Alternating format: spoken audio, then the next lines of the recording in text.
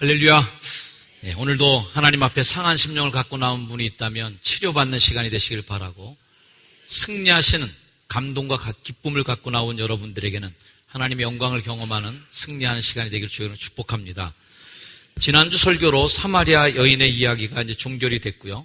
예수님께서는 이제는 갈릴리에서 다시 사마리아에서 다시 갈릴리로 향하는 중에 계십니다. 가시는 길에 마땅히 고향 나사렛을 좀 들리셔야 되는데 가는 길에 있으니까요. 나사렛에서 들리지 않으시고 그냥 지나쳐 가십니다.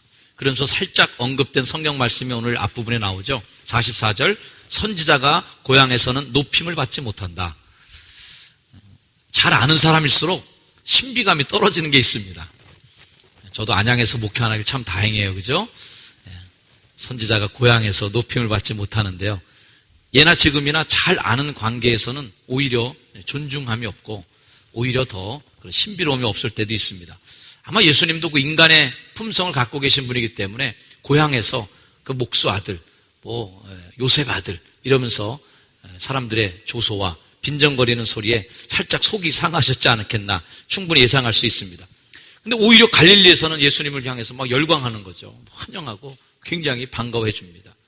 그런 걸 보면 사람의 선입견, 편견이 얼마나 무서운지를 알 수가 있습니다. 예수님이 행하시는 행동은 똑같은데 선입견을 갖고 보니까 에이 저거 목수 아들인데 저거 에이 라고 좀 낮춰보기도 하고요. 낯선 사람들이 예수님 볼 때는 우와 진짜 새로운 복음이다. 행복하게 예수님을 맞는 사람들도 있더라는 거죠. 여러분들에게는 편견과 선입견이 없기를 주의 이름으로 축원합니다. 갈릴리에 이르니까요, 갈릴리인들이 그를 영접하니 이는 자기들도 명절에 갔다가 예수께서 명절 중 예루살렘에 사신 일을 봤기 때문이다. 아마 예수님께서는 성경에 기록되진 않았지만 명절 때 예루살렘에 갔을 때 거기서 굉장히 설교를 잘하셨거나 기적을 보았을 수도 있습니다. 아무튼 예수님께서 이제 가나에 도착하셨어요. 이 가나는 예수님께서 물로 포도주를 만든 첫 번째 기적의 현장이었습니다. 자, 이곳에서 왕의 신하라고만 소개됐던 한 사람이 나오는데 이 사람은 왕의 신하니까 평범한 사람은 아니겠죠. 고급 관료직 정도 되겠죠. 그가 30살 나사렛 출신 새내기 선지자로 여겨졌던 예수님에게 나옵니다. 이유는 단 하나, 그가 예수님에 와서 아쉬운 소리 할 사람이 아닌데 자식이 거의 죽게 된 거예요. 46절 말씀에 보니까 가나에 이르렀는데 전에 물로 포도주를 만든 곳이다. 왕의 신하가 있어 그의 아들이 가버나움에서 병들었더니, 오늘의 이야기는 바로 그렇게 가버나움에서 병든 자식을 둔, 그 아들을 둔 아버지의 아픔에서부터 출발이 됩니다. 이 자리에도 와 계신 거면 좀 신뢰하고 용서하고 들으십시오. 어제 새가족 신방을 하는데 한 가정을 신방했어요. 가정에 신방했는데 그 집에 자녀 중에 한 친구가 날 때부터 좀 피부가 안 좋게 태어났답니다. 따님이신데 피부가 좀 안 좋아서 거칠거칠한 피부를 갖고 있는 거죠. 그러면서 이제 부모님께서 하시는 말씀이 용한 병원 어떤 약 안 써봤겠습니까? 하여튼 모든 걸 써보기도 하고 다 해보고 다 했다는 거예요. 웃으시면서 그 말씀을 하시는데 저는 그 말씀이 웃으면서 하시는 말씀으로 들리질 않았어요. 얼마나 그 아픔이 많이 있었을까. 그 아이를 데리고 정말 안 다닌 데 없이 다 다니셨을 그 시간들, 그 노력들, 그 자녀를 보는 안타까운 부모님의 마음을 마음속에 이렇게 헤아려 볼 때 참 마음이 찡한 마음이 들었었습니다. 그렇게 아버지의 마음, 자식이 죽게 된 그 부모의 마음을 가지고 예수님을 찾아온 한 사람의 이야기예요. 자, 이 왕의 신하가 만난 그곳은 갈릴리 가나인데요. 오늘 성경 말씀은 아들은 가버나움에서 병들었다 이렇게 이야기해 주고 있습니다. 서신천 목사님 요즘에 수요일 날 성경 지도를 열심히 강의해 주고 계세요. 지도를 알면 성경이 더 새롭게 보인다는 것을 제가 서신천 목사님에게도 배웠습니다. 저도 그래서 가나에서 만났는데 가버나움이 얼마나 걸릴까? 이거 한번 궁금해 봤어요. 한번 따져봤더니 주석가들도 많이 그 얘기를 했어요. 약 30km에서 32km 정도의 거리로 보더라고요. 가나에서 가버나움까지의 거리. 그 당시 도보로 이동했던 시대이니만큼 결코 짧은 거리가 아닙니다. 제가 그래서 한번 내비게이션으로 우리 교회에서 서울까지 가면 어디까지가 30km일까를 한번 찍어봤더니 미아리고개 정도가 30km예요. 미아리고개. 들어는 봤습니까? 단장의 미아리고개. 여기서 여러분 미아리고개 걸어가라 그러면 걸어가실 수 있겠습니까? 굉장히 먼 거리입니다. 미아리고개 어려워요. 군대 갔다 오신 분들 30km 하면 뭔가 생각나는 게 있지 않으십니까? 완전 군장하고 30km 행군하시죠? 30km 행군하면 뭐 발에 다 물집 생기고 까진다는 얘기를 제가 들었습니다. 죄송합니다. 저는 까져본 적이 없어서.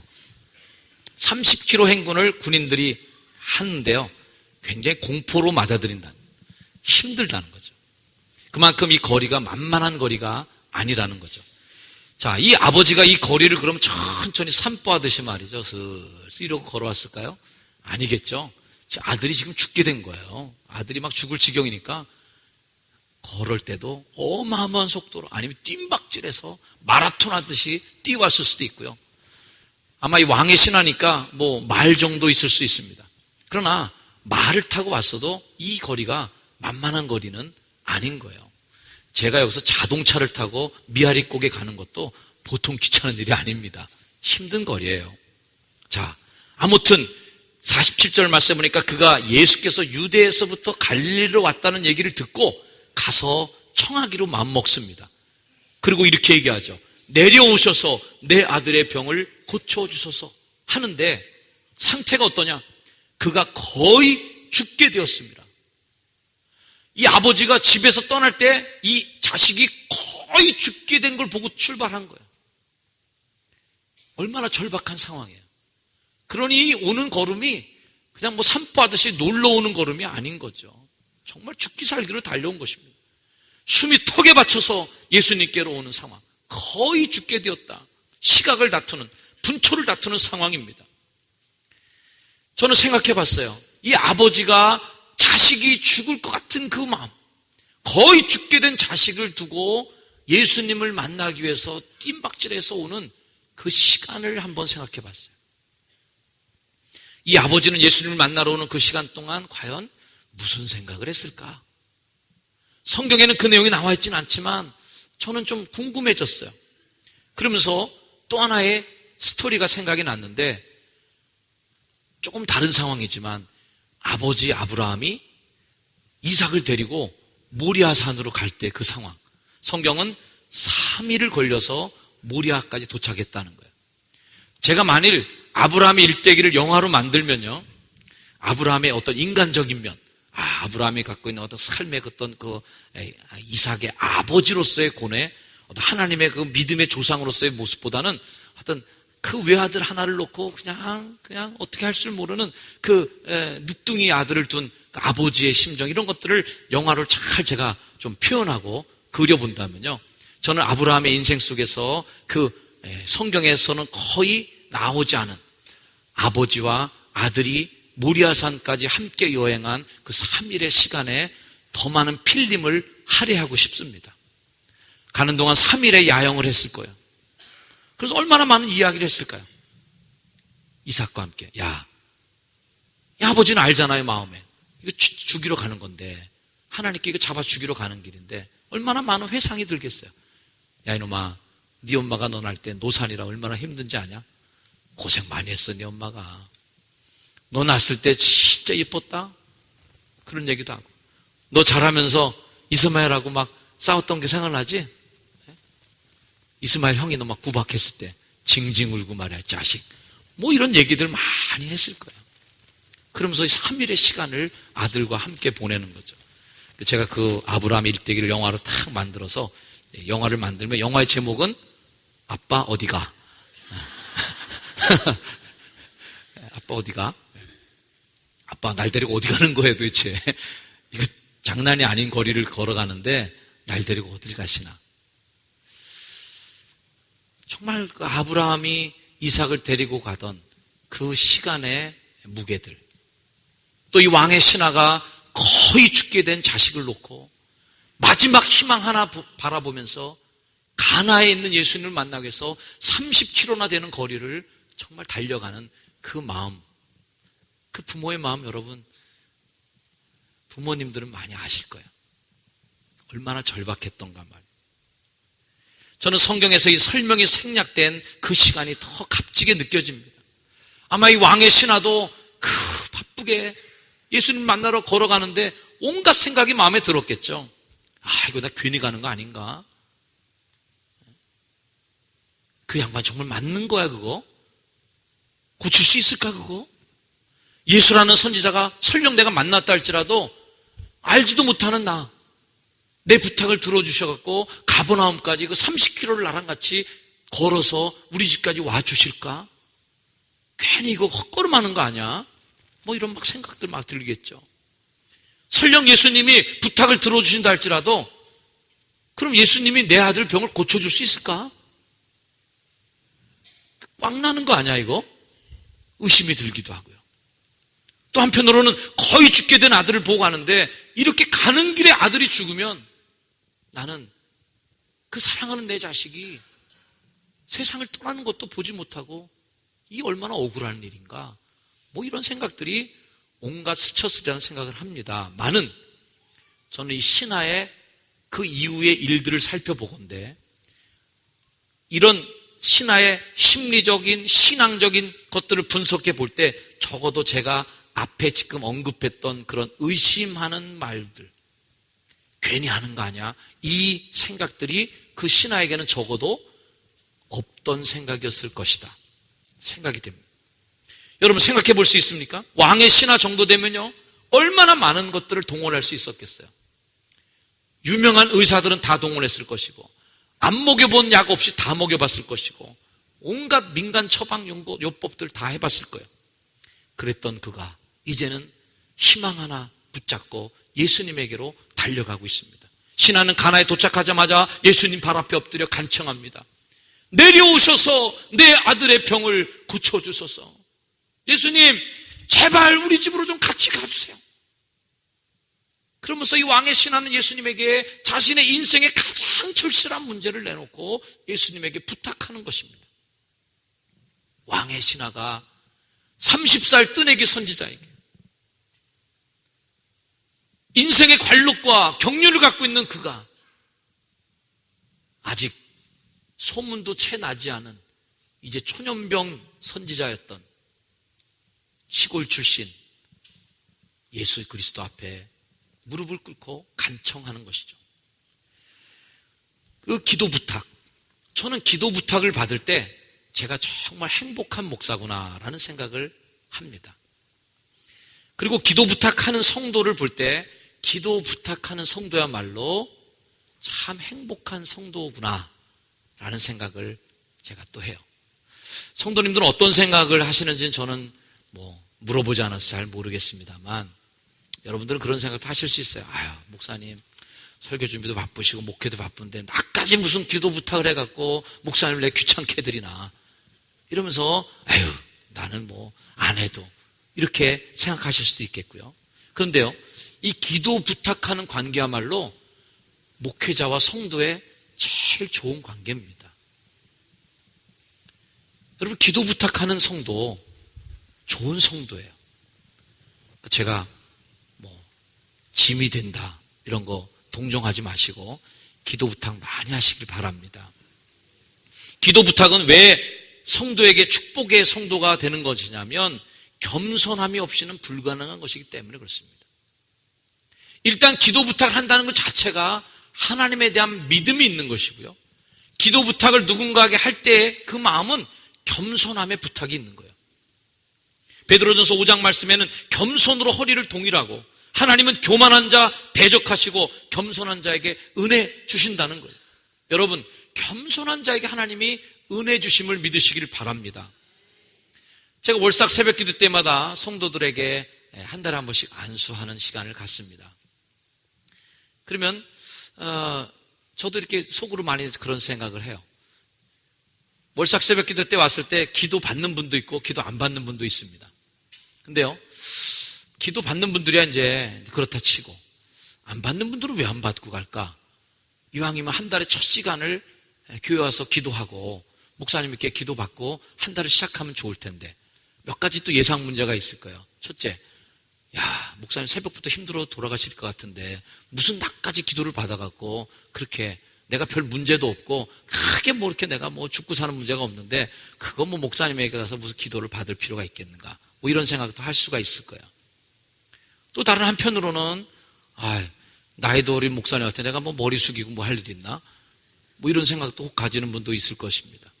또 여러 가지 뭐 다른 생각도 있을 거예요. 근데 기도 받는 성도들이 제가 귀한 이유는 그 성도의 기도 받으러 나올 때 좀 시간이 깁니다. 아마 출퇴근하는 사람은, 출근하시는 분들은 빨리 가야 될 분도 있을 거예요. 그러니까 기다리지 못하고 가는 분도 있을 것입니다. 그러나 그 시간에 나와서 기도 받는 그 자세가 저는 중요하다고 생각해요. 왜? 겸손한 모습을 하나님 보시니까. 제가 위대해서 기도 받으라는 게 아니라, 정현수 목사가 높아서 기도해 주는 사람이 아니라, 저도 그 순간만큼은 하나님께서 그 성도를 축복하시길 간절히 바라는 마음으로 한 달의 시작에 축복을 비는 것입니다. 하나님에 대한 겸손한 마음을 갖고 기도 나오시는 분들에게는 하나님께서 분명히 은혜 베푸실 줄로 믿습니다. 집에 있는 그릇을 보면요, 그릇이 움푹 파인 그릇에 물이 많이 배게 되어 있습니다. 근데요, 집에 있는 그 밥주발이라든지 국그릇 겸손하게 낮아져 있을 때는 거기에 은혜가 담겨요. 하나님이 주신 축복이 담겨요. 근데요, 이 뚜껑을 이렇게 엎어놓으면, 밥그릇을 뒤집어 놓으면요, 이 그릇이 교만해집니다. 배가 벌떡 올라와요. 이렇게 높아져요. 근데 거기다 물을 부으면요, 물이 들어갈까요, 안 들어갈까요? 물이 안 들어가요. 왜 성경이 교만한 자를 물리치시는가를 알아야 됩니다. 교만은 복을 못 받는 길이다. 왜? 그릇이 엎어져 있으니까. 교회를 다녀도 하나님의 은혜를 경험하지 못하는 것은 그릇이 하늘을 향해 열려 있지 않아요. 바닥이 더 낮아져 있어야 되는데 바닥에 올라와 버렸어요. 그러면 그릇이 이렇게 생긴 그릇 어떻게 물건을 담겠어요? 어떻게 거기에 하나님의 복을 담겠어요? 뒤집어져요. 그래서 이게 낮아져서 밑으로 바닥을 치고 있어야 거기에 담겨지는 것입니다. 제가 간혹 그런 비유 들어요. 여러분들 접시가 여기 없어서 이런 접시 정도 쓰면 되겠네요. 여러분 집에서 설거지 많이 하시잖아요. 저는 설거지 자주 해본 경험은 없지만 이런 접시 설거지할 때 싱크대에 물 세게 틀어놓으면 난리가 나겠죠. 옷 다 젖습니다. 여기에. 항상 그 생각을 해요. 정말 우리의 마음이 겸손해지지 않았다면, 이렇게 더 깊어지지 못한 겸손함이 없는 사람이라면 하나님께 기도하고 복 달라는 게 굉장히 위험한 일이다. 여러분, 이런 얇은 그릇에, 얕은 그릇에 폭포수 같은 축복을 하나님 쏟아부으시면 난리가 나는 겁니다. 옆에 사람들만 복 받아요. 펑 튀겨갖고선 여기다가 물 팍 틀면요, 퍽 튀어갖고 나중에 보면 물 하나도 안 남아요. 근데 많은 분들이 교만하고 정말 겸손해지셔서 깊은 마음이 없이 기도는 합니다. 주여, 폭포수같이 복을 쏟아부어 주시옵소서. 그런데 하나님이 그래, 네 기도가 간절하구나. 폭포수 같은 복을 내가 쏟아 부어주마. 그래서 물 그냥 퐁 여기다 쏟아 부으면요, 보면 한 방울도 없습니다. 이런 데다가 복 주실 때는 어떻게 주셔야 되냐면 찔끔찔끔 주셔야 돼요. 그럴 때는 마음이 교만하신 분들은 이렇게 기도하세요. 주여, 복을 주시되 찔끔찔끔 주시옵소서. 이런 거 설교할 때는 물을 찔끔찔끔 틀어놓고 살살 닦아야 여기에 물이 그래도 고여서 닦이고요. 냄비 같은 거 깊은 그릇을 설거지할 때는 물을 빨리 채우니까 물을 제일 세게 틀어놓고 채우는 거예요. 겸손함이 하나님의 복인 줄 믿습니다. 신명기 8장 말씀에 보니까 내 하나님 여호와께서 이 40년 동안 내게 광야길을 걷게 한 거 너 기억해야 되는데 왜 그랬을까? 이는 너를 낮추시며. 할렐루야. 낮추시는 거 별로 안 좋아하시죠? 다시 한번 낮추시며. 아멘. 낮추시며. 왜 이 40년 동안에 너를 광야길을 걷게 했는가 생각해봐라. 이는 너를 낮추시고 너를 테스트하는 건데, 어떤 테스트? 네 마음이 어떠한지, 네가 하나님의 명령을 정말 겸손함으로 지키는지 지키지 않는지 내가 알고 싶어. 테스트해 볼 거야 라는 겁니다. 낮아지는지 경험을 내가 하겠다. 네가 정말 너 자신을 낮출 수 있는 사람인지 내가 테스트하겠다. 그래서 그 낮춰진 그 깊이 있는 영성 속에 하나님께서 축복을 담아줄 때 깊이 하나님의 복을 담는 그릇이 되는 줄로 믿습니다. 낮추실 때 안 낮춰지면은 그릇이 이 그릇밖에 안 되는 거예요. 여기는 부어도 담기지 않는 거죠. 왕의 신하는 그가 고급 관료였음에도 불구하고, 왕의 신하로서의 권력과 힘을 갖고 있었음에도 불구하고 그렇게 젊은 선지자 예수 그리스도 앞에 무릎을 꿇고 비는 거예요. 내려오셔서 내 아들의 병을 고쳐주시옵소서. 그렇게 예수님께 간절하게 기도 부탁을 하고 있다는 거예요. 여러분, 기도 부탁이 많아지길 주여는 축원합니다. 초대교회 성도들을 그려놓은 성경의 표현 중에 어떤 표현이 있어요. 저희가 병 낫기를 위하여 서로 기도하고. 이게 뭐예요? 자신의 약점을 서로 드러내면서 기도해주는 모임이었다는 거예요. 저희가 서로의 죄를 고백하고 병 낫기를 서로 기도했다는 거예요. 자신의 약함을 드러내는 곳이 교회였다는 거예요. 우리 교회 와서 강할 필요가 없어요. 교회 와서 강하면 그건 죽는 겁니다. 교회는 와서 약해져야 되는 것이에요. 이 경험을 사도 바울이 했잖아요. 내가 부득불 자랑할진데 딱 한 가지만 자랑하겠다. 내가 가장 자랑하는 것은 내가 약하다는 것 자랑하고 싶다. 부득불 내가 자랑할진데 나의 약함을 자랑하노라. 뭐예요? 하나님 앞에 내가 겸손하고 낮은 사람인 것을 자랑하나, 그거 하고 싶다는. 하나님께 여러분 기도하는 여러분이 되길 주의로 축원합니다. 이 집에 40일 일례 기도가 되는데, 우리 교회가 요즘 기도 열풍이 불고 있어요. 금요 카타콤 기도에도 예년 같은 경우에는 첫째 날 무지하게 많이 왔어요. 둘째 날 조금 줄어들고, 주가 갈수록 조금씩 이탈 인원들이 있었는데, 이번에는 기현상이 일어나고 있어요. 매주 더 오시고 해서 지금 여기 꽉 많이 올라오시고 1층 의자 다 찹니다. 제 생각은 금요 철학 기도를 대배 인원 정도로 금요 철학 한번 하면은 여기 성령의 불덩어리가 떨어지겠다 기대가 됩니다. 옆에 분에게 한번 인사했어요. 아직도 안 와보셨습니까? 아직도 안. 여러분 저를 한번 따라해 주시길 바랍니다. 기도 부탁 안 하는 것부터가 교만이다. 왕의 신하는 기도 부탁하러 왔어요. 여러분 기도 부탁을 즐겨 하시기를 주의 이름으로 축원합니다. 여러분 믿음을 한번 점검해 보십시오. 내가 목사님께 언제 기도 부탁한 적이 언제였던가? 주변의 사람들에게 기도 부탁한 적이 언제였던가? 점검해 보시길 바랍니다. 기도 부탁한 기억이 별로 없다면 교만해지신 거라고 생각하십시오. 하나님 필요 없이 사는 거 아니겠다. 물론 저에게 부탁 안 하셔도 됩니다. 그러나 저에게 부탁 안 하시더라도 하나님에게 기도 부탁 많이 하는 여러분이 되기를 다시 한번 주의로 축복합니다. 이렇게 해서 간절하게 부탁을 하는데요. 예수님이 그 정도 간절하게 왔으면 그래 가자. 어디야 따라가시면 좋겠는데 예수님이 한마디 좀 튕기셔요. 그 말씀이 48절 나옵니다. 예수님께서 약간 퉁명스러운 어투일 것 같아요. 야, 너희는 표적과 기사를 보지 못하면 도무지 믿지 않는구나. 너도 그러냐? 라는 질문이죠. 표적과 기사가 뭐예요? 기적. 표적이라는 말은 미라클로스 사인. 정말 깜짝 놀랄 만큼 기적적인 사인이 나타났느냐? 표적이 막 보였느냐? 신기한 일들은 wonders. 정말 깜짝 놀랄 만큼 신기한 일, 기기묘묘하고 신기한 일들이 일어났는가? 이거 보고 있다는 거예요.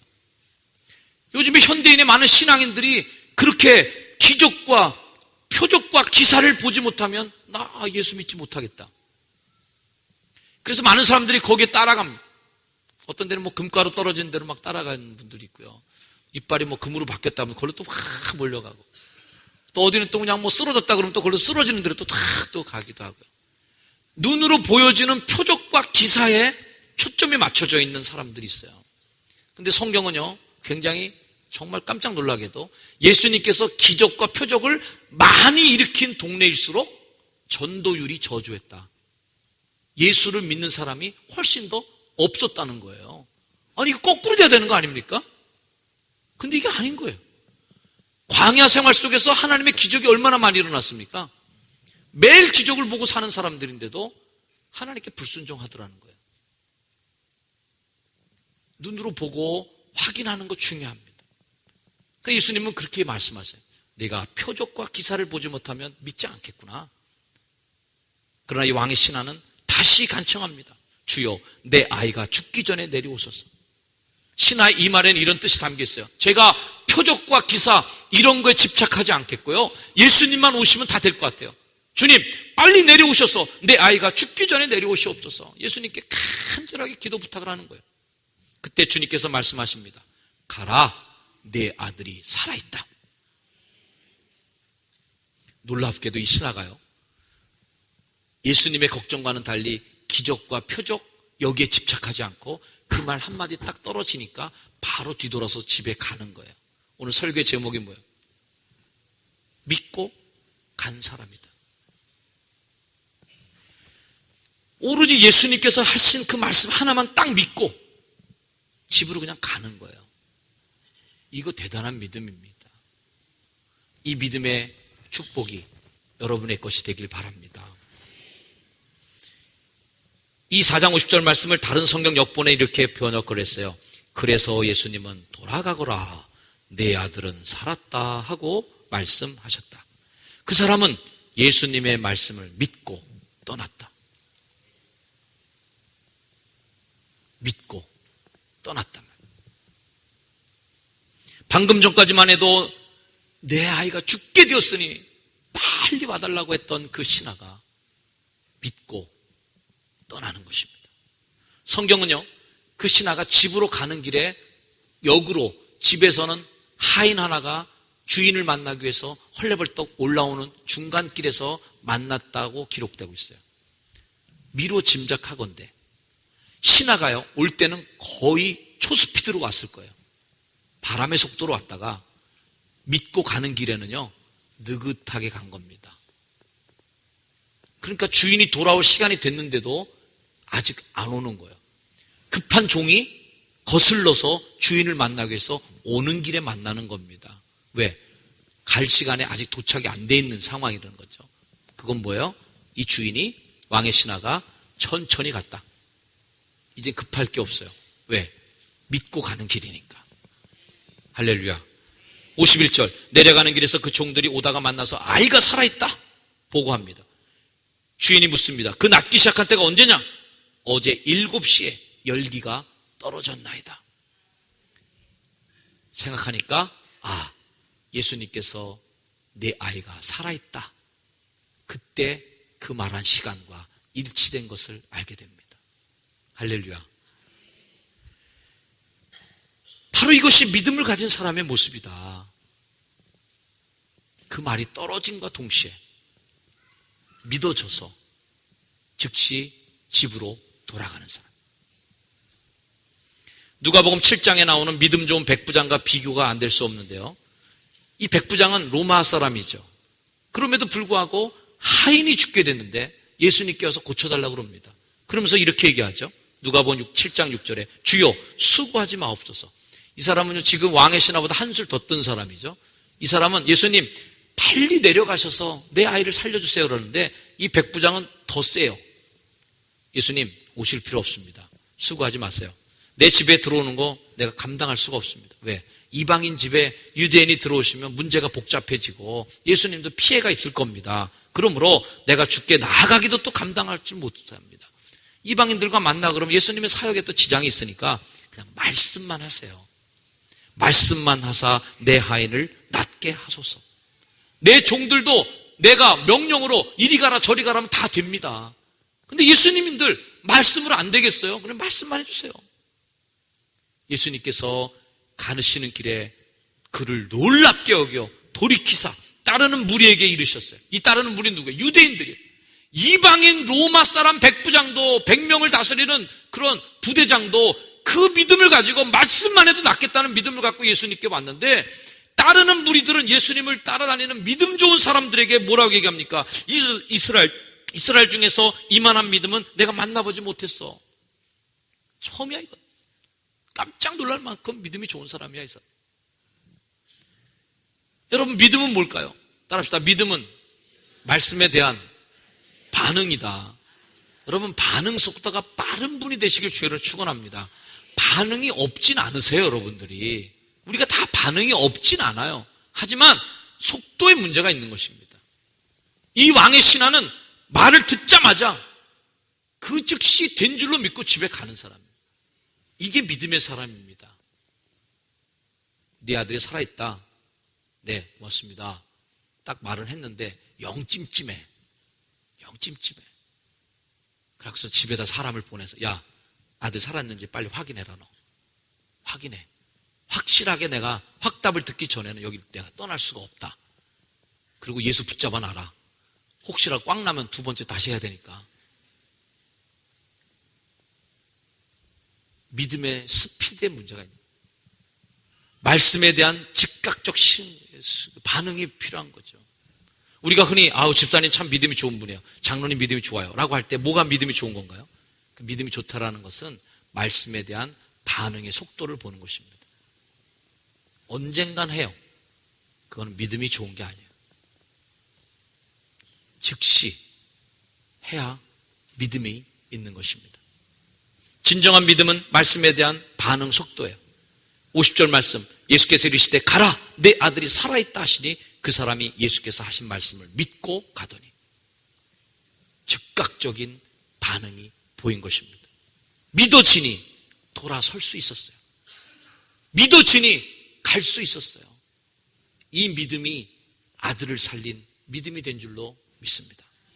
성경은 많은 기적이 일어나는 현장을 보여주면서 이렇게 꼭 표현해요. 내 믿음이 너를 구원하였으니 내 병에서 노임받을지어다. 내 믿음이 너를 구원하였으니 내 믿음이 너를 구원하였으니. 수많이 나옵니다. 그 믿음이 너를 구원하였다라고 하는 그 믿음은 뭐예요? 예수 그리스도의 말씀이 선포되는 그 순간에 된 줄로 믿었던 그 믿음. 실로암에 가서 내 눈을 씻어라 믿고 실로암으로 달려가는 그 믿음.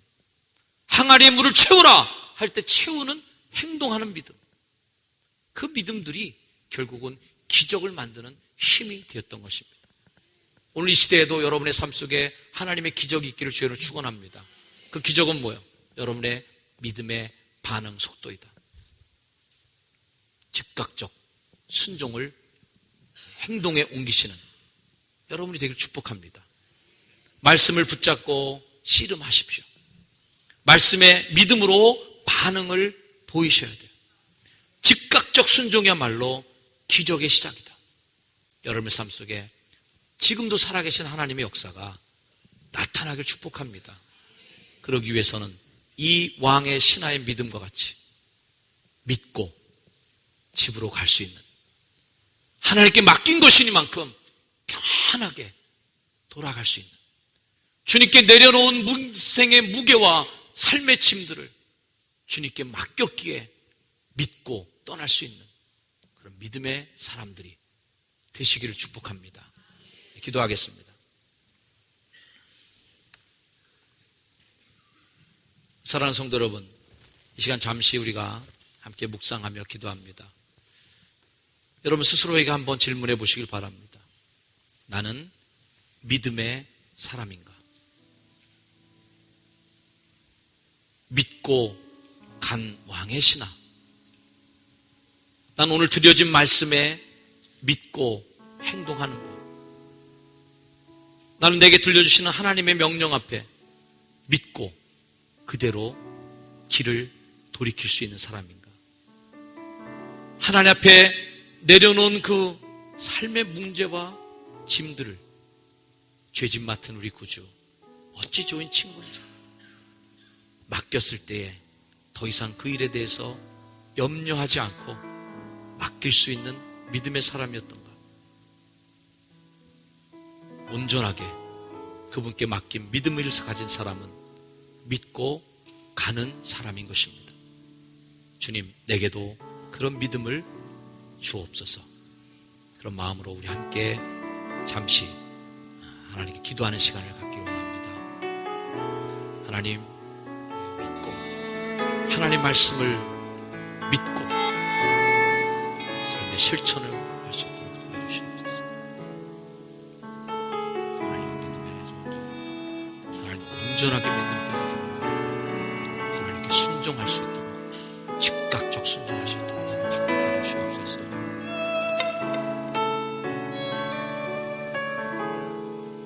하나님 성도를 주시고 성도들이 하나님의 말씀에 다가서게 해주옵소서. 하나님, 우리 성도들이 말씀에 순종하여, 말씀에 즉각적으로 순종하여 하나님의 기적과 하나님의 놀라운 역사하심을 오늘 이 시대에도 경험할 수 있는 기적의 주인공들이 되게 하옵소서. 예수님의 이름으로 간절히 기도드립니다. 아멘. 자리에 일어나셔서 별단찬하고 돌아가십니다.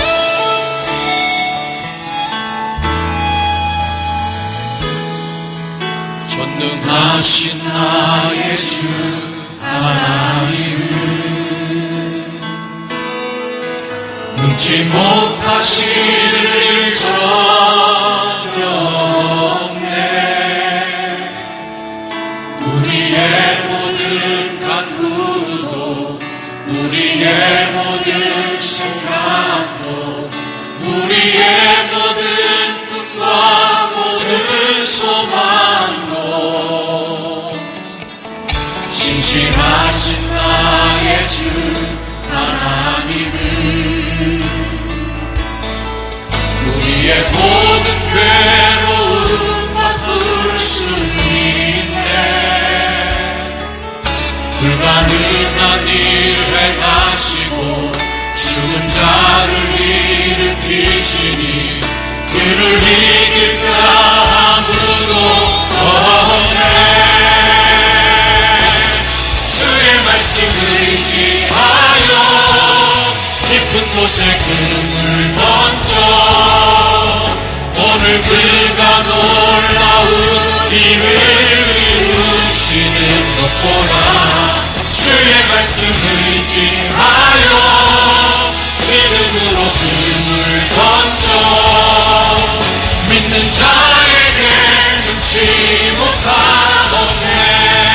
주의 말씀 의지하여 주의 말씀 의지하여 깊은 곳에 금을 던져 오늘 그가 놀라운 일을 이루시는 것 보라. 주의 말씀 의지하여 믿음으로 금을 던져 믿는 자에게 능치 못함 없네. 믿는 자에게 능치 못함 없네. 믿는 자에게 능치 못함 없네.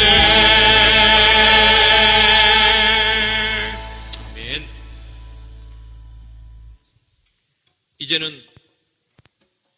우리들의 삶의 희망이요, 우리들의 삶의 구세주요, 우리들의 삶의 축복의 통로가 되어주시는 우리 구주 예수 그리스도의 은혜와 지금도 하나님을 신뢰하고 무한히 하나님의 능력을 믿는 자들을 하나님의 능력의 기적의 주인공으로 사용하시고 하나님의 역사를 일으키시는 하나님의 극진하신 사랑과 우리 안에 내주하셔서 역사하시고 나를 변화시켜 하나님의 축복의 통로로 나를 사용하기를 원하시는 성령님의 놀라운 은혜의 역사가 주님의 말씀에 즉각적인 순종을 하기로 작정하며 믿고 간 왕의 신하처럼 하나님의 기도하고 간구하고 응답받은 일을 확실히 믿고 신뢰하며 세상으로 나아가는 거룩한 주의 백성들 머리 위에 이제로 영원까지 늘 항상 함께 하시기를 간절히 축원하옵나이다.